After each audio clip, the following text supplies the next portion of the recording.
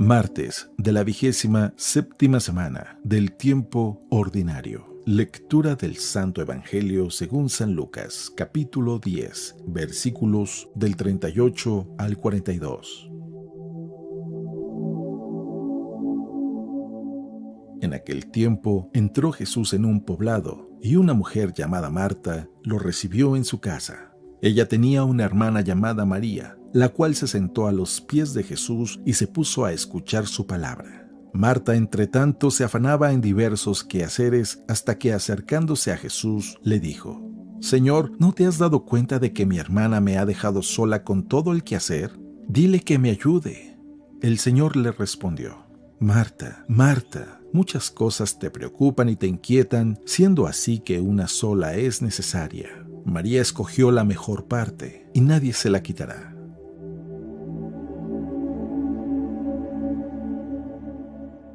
Palabra de Dios.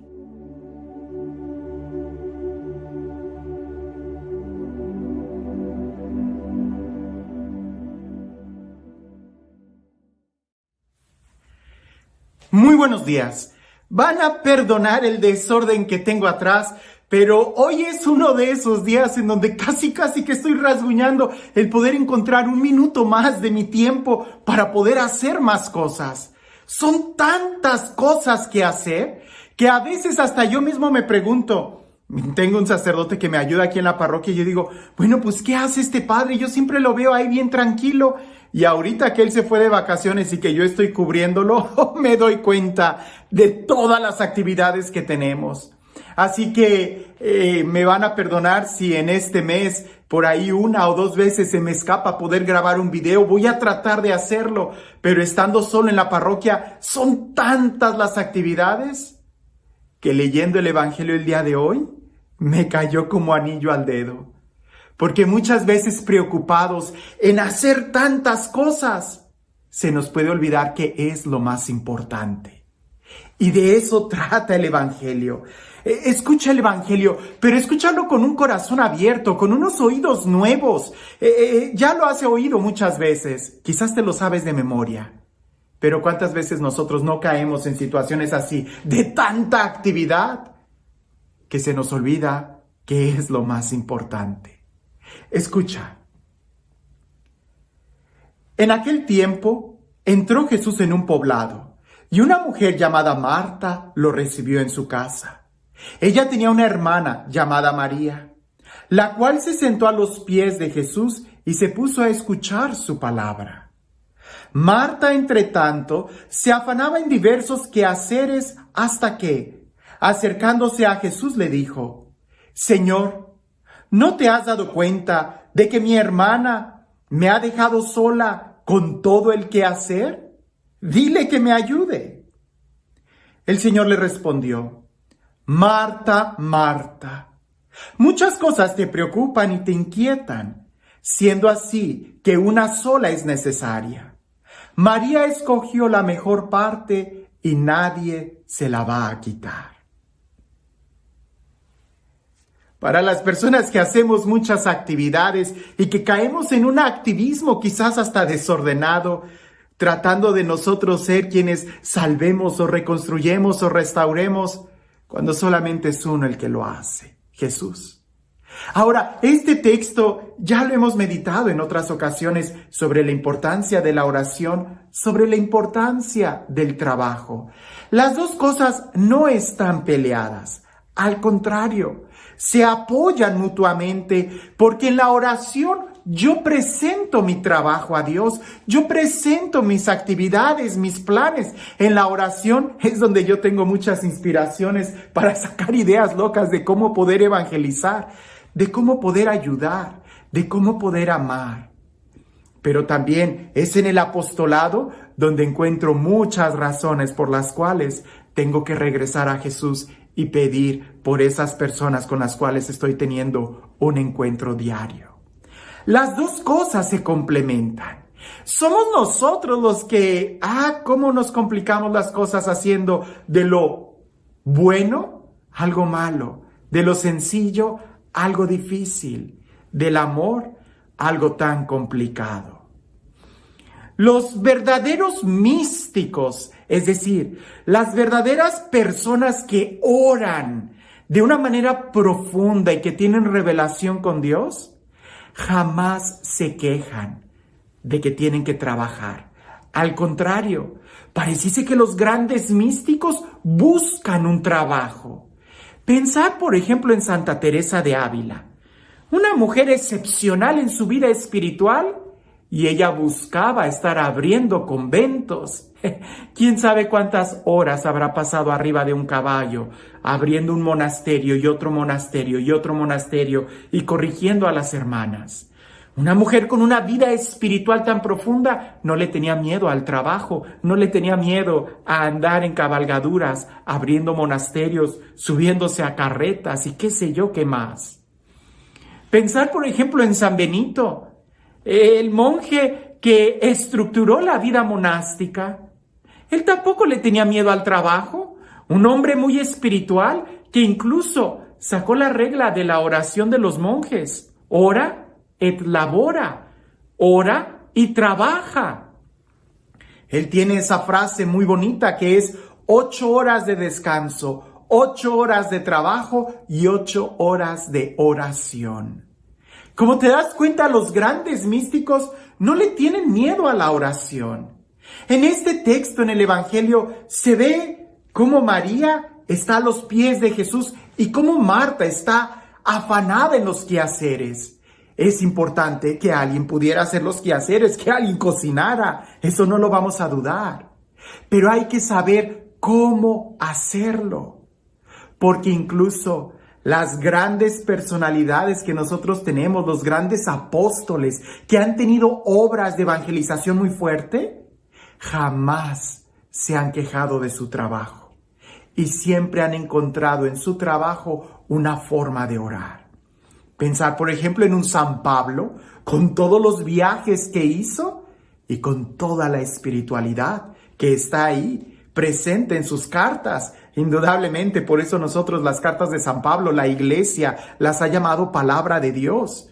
Esas cartas que San Pablo escribió, la Iglesia Católica al recogerlas, las ha proclamado como inspiración del Espíritu Santo y las ha metido en el canon de la Biblia. ¿Por qué? Porque todo el mundo reconoce que están inspiradas por Dios. Un hombre que en el trabajo misionero encontró un tiempo para orar.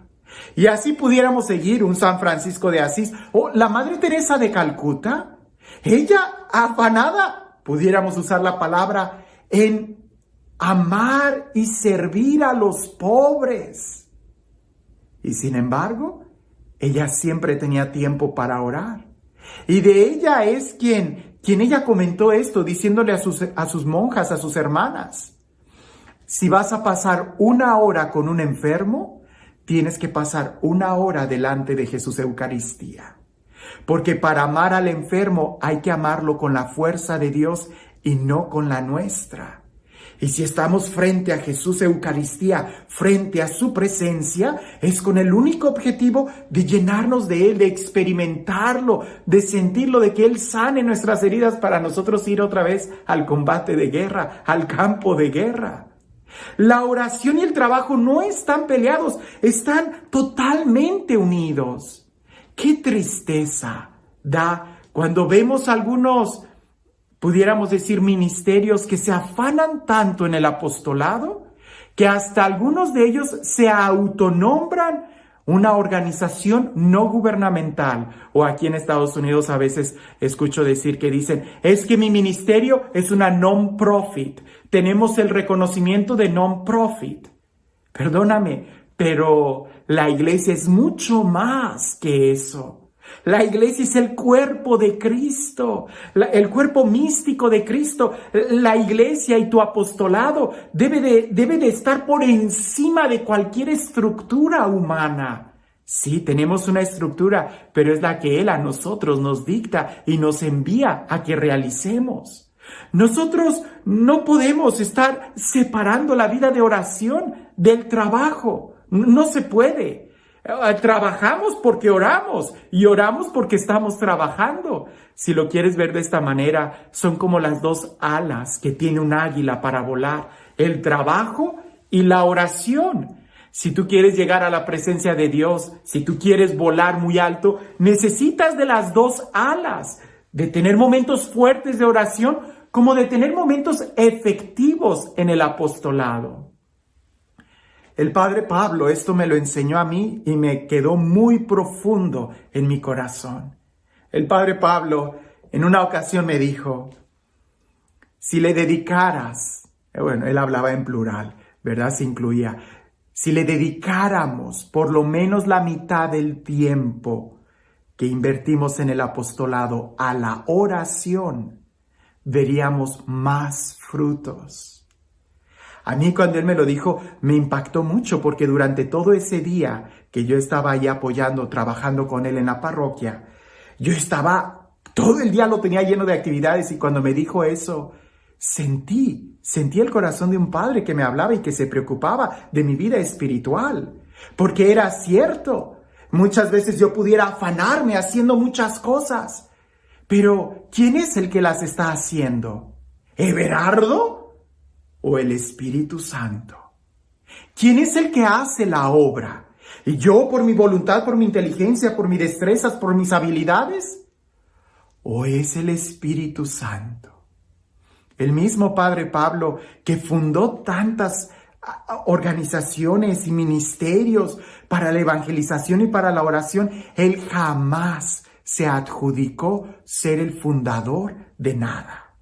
Y creo que hasta la fecha, si tú todavía le preguntas a él, Padre, ¿quién fundó? Y puedes decir cualquiera de sus obras, él te va a responder sin dudarlo, el Espíritu Santo. Pero en el momento en que nosotros no oramos, es cuando nos empezamos a adjudicar la obra. Yo soy el fundador, yo soy el que enseña, yo soy el que trabaja, yo soy el que barre, yo soy el que cambia el foco de la iglesia, yo soy el que tiene que abrir y cerrar la iglesia, yo soy. Es demasiado tú, es demasiado yo. Mejor ponte a orar y mejor que sea Él. Creo que este texto, el problema de Marta, no es que estaba sirviendo, sino que no estaba orando en el servicio. ¿Y cómo puedo decir eso? Porque estaba viendo ahí a María y va y se queja con el Señor, y con esa queja denota que ella no estaba haciendo las cosas con amor. Creo que el secreto es el siguiente: saber cuál es el tiempo para orar y el tiempo para trabajar. Porque cuando es el tiempo de orar y tú estás trabajando, lo vas a hacer de mal gana, lo vas a hacer de mal humor. Y cuando es el tiempo de trabajar en el apostolado y tú entras a la capilla para tratar de escaparte de ese trabajo, no estás orando. Te estás haciendo el pato, pero no estás orando. Hay que descubrir cuál es el tiempo. Para la vida consagrada, la regla de San Benito sigue teniendo mucha fuerza y mucho eco en nuestro corazón. 8 horas de descanso, 8 horas de trabajo y 8 horas de oración, que también incluye, claro está, el estudio. Ahora, ¿pero tengo que estructurarlo así radicalmente? No. La idea es que cuando estés orando, estés haciendo apostolado, y que cuando estés haciendo apostolado sea la proyección también de tu vida espiritual, de tu oración. Así que en este momento en que yo estoy solo aquí en la parroquia y que tengo muchas cosas que hacer, no me queda más que levantar la mirada al cielo y decir, no estoy solo. Tú estás conmigo, porque si tú, Dios, no estás conmigo, yo no hago nada. Así de sencillo. Y creo que esto, más que solamente decirlo, hay que llevarlo a la práctica, lo tengo que vivir. Y te invito a que también tú también lo hagas, que oremos unos por otros y que también trabajemos. Porque así como en cualquier lugar, en la iglesia, si todos trabajamos, así como cuando todos oramos, el trabajo va a ser mucho más fácil y lleno de bendición y satisfacción. Y este Dios, el Dios del amor, el Dios de la vida, el Dios de la paz, el Dios que hace nuevas todas las cosas y que nos invita a renovarnos en Él, que sea Él quien el día de hoy te bendiga. En el nombre del Padre, del Hijo y del Espíritu Santo. Cuentan por ahí que había un filósofo griego, Diógenes, que fue a un lugar en donde estaban vendiendo esclavos. Y resulta que él fue y se paró arriba de un tapanco, de un estrado, y empezó a gritar: aquí hay un señor, o sea, refiriéndose a las personas libres, aquí hay un señor que quiere ser vendido. ¿Hay algún esclavo que esté interesado en comprar a este señor?